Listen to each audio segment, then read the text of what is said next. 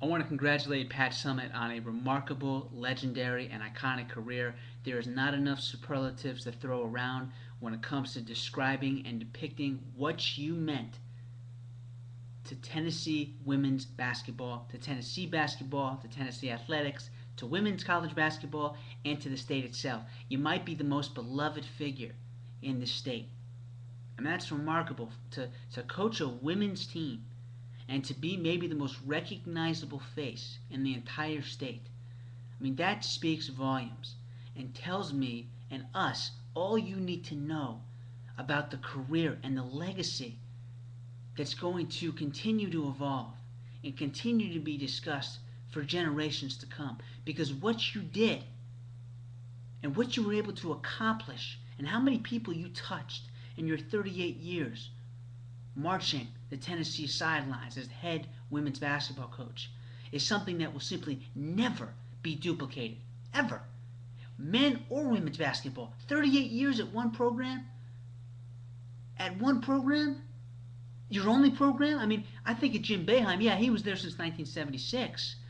But he hasn't won at nearly the rate you have. Coach K's been at Duke since 1980. But he hasn't won, even with his 4 national titles, at the rate you have. I mean, 8 national titles? I mean, come on, that's like Phil Jackson, John Wooden territory. That doesn't happen in today's age. Happened with you. The fact that you went 39-0 in that 97-98 season, arguably the greatest women's college basketball team ever assembled, were featured on every single ESPN segment for women's college basketball that year. I mean, 1,098 victories, 8 Final Four appearances in a span of 10 years, and then to get to the Final Four 18 different times, which is a record men and women's college basketball, by the way, and 1,098 career victories. The reason why that's so impressive is the fact that it's nearly 900 more wins than you have losses. You wouldn't know about loss when it comes to playing basketball. That's how great you've been. The fact that when you got bounced out of the 2009 NCAA tournament in the first round, I remember the story was you had your team practice the next day, even though it was the end of the season. That is the type of discipline and the type of accountability you instilled with every single team you coached. That's the impact you had on these players. Now, as people, you look at the 74 members, whether it was assistant coaches, players, basketball managers, equipment managers, director of player personnel, director of player development, all these people, 74 of them, can now be found in the coaching ranks outside of the Tennessee Volunteer Program. You look at the impact you had on influential figures even today in college sports. Holly Warwick, the associate head coach for 27 years. No accident that she's been there for 27 years under your tutelage. There's a reason why for that. Happened to play for you. Kim Mulkey, the winning national coach this year in college basketball, played for you in the 1984 Olympics. Carol Lawson, incredible scout, incredible player, and wonderful analyst, played for you. Carolyn Peck, wonderful analyst on ESPN, got her start as a coach under you. It's incredible when you think of the lives that you touched as a coach. The fact that you want to stay on as coaching emeritus and want to give back and want to provide leadership and mentoring skills to the young women who are going to be arriving as volunteers.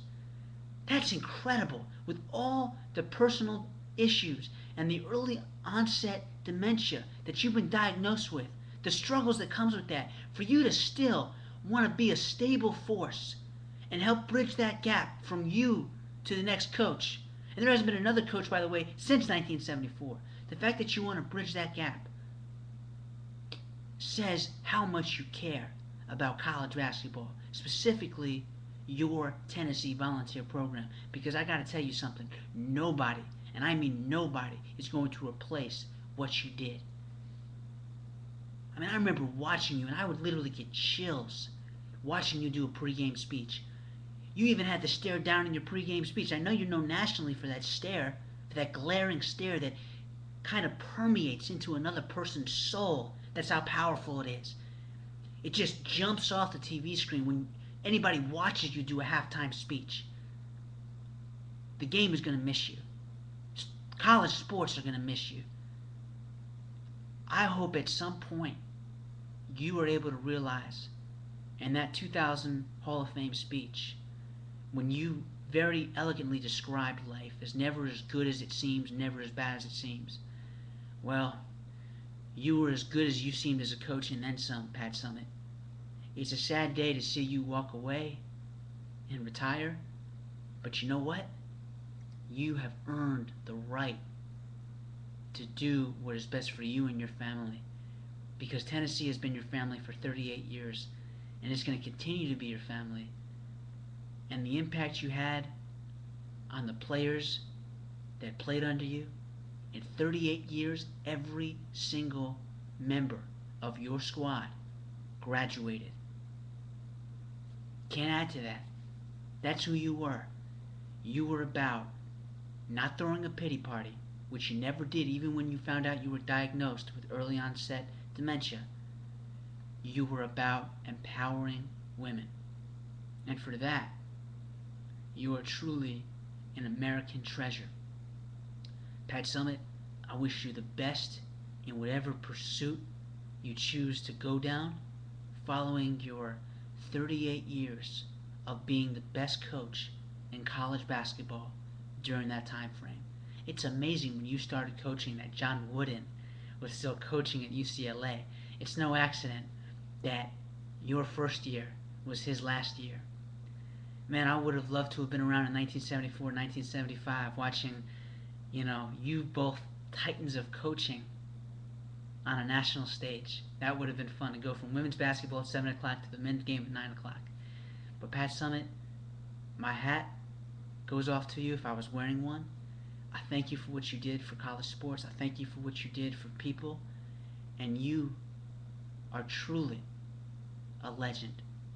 Folks, I want to thank you for listening to Sports with Shep podcast. If you're watching this, I want you to say a prayer for Pat Summitt and her family, and hope that in her remaining days, however long that may be, that she lives it with courage, conviction, and the hero that she was for all of us. Folks, thank you for listening, and have a great night.